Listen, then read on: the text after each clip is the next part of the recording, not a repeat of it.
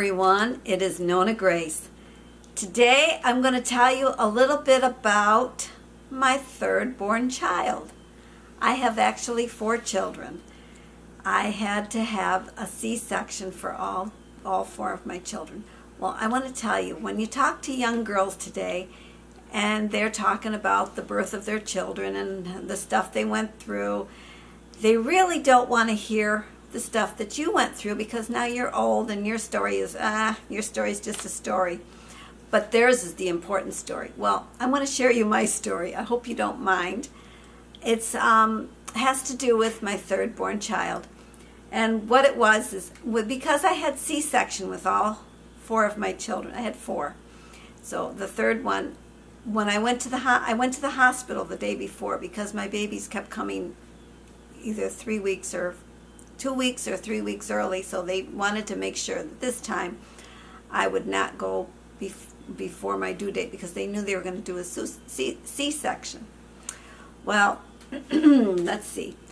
My first one, my water broke, so I had to have an emergency C-section. My second one, I went into labor, so I had an emergency C-section again. So the third one, they scheduled it. So I got to know when I was going to have this baby. So I went into the not emergency room. What am I talking about?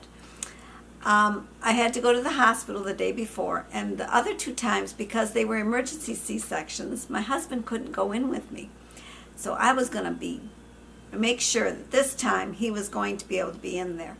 So I went in to have this baby, and while they're doing the surgery, the anesthesiologist, he sounded a little concerned. He says, are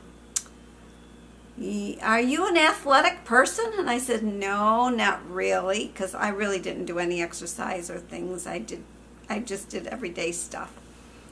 He goes, well, then you're not very excitable. And I go, why? And he says, well, your pulse is about 42 right now. Your blood pressure is quite low. And I says, I know, I'm keeping this, I want to make sure that he doesn't have to leave, so I'm staying as calm as I can stay. And he wanted to know how I was doing it.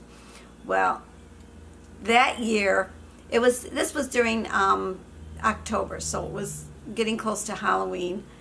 And my other daughter, she had to memorize a poem.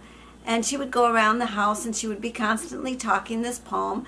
And the only 2 lines that I could remember of the poem were the first 2 lines at the time. And it was, you pompous Mr. Pumpkin. So the whole time they're doing surgery on me, I'm thinking, you pompous Mr. Pumpkin. You pompous Mr. Pumpkin. What's the next line? I couldn't think of it. I could not think of what the next line was. And then the doctor asked me how I'm doing. He wanted to know too, because the anesthesiologist was a little bit anxious. And I said, I'm doing good, but am I supposed to feel like I'm on fire? And I could see the anesthesiologist's face. It's like, no, you're not supposed to feel like you're on fire. I felt like they were burning me, but I was not going to let them stop and put me out, because I wanted my husband in the operating room with me. So I continued to keep my blood pressure and my heart under control, really under control.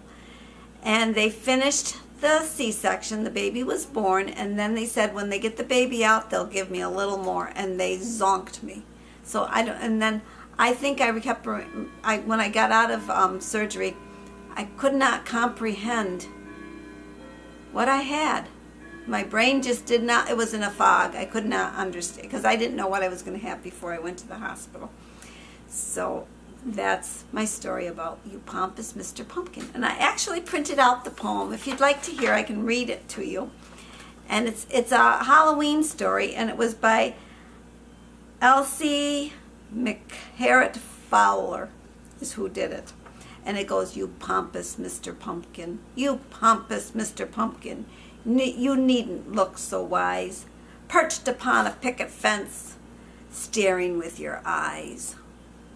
Needn't think that I'm afraid of your fearful frown, or your great big glaring teeth, or your mouth turned down. Mr. Pumpkin, run from me, or run from you, sorry.